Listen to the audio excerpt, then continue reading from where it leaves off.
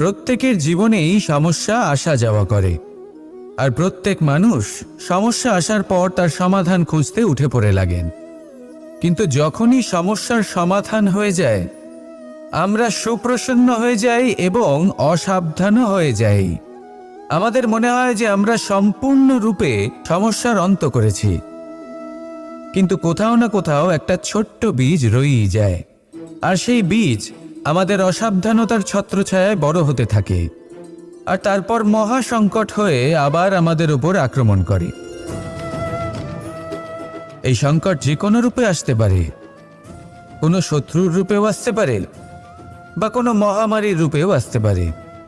সেই জন্য সবসময় সাবধান থাকাই উচিত, কারণ অসাবধান হলে কি হয়, আমাদের সুরক্ষা চক্রে একটা ছেদ উৎপন্ন হয়, আর আমাদের শেষ করতে পারে এমন এক বাণ সেই ছেদ বিন্দু হয়ে আমাদের হৃদয়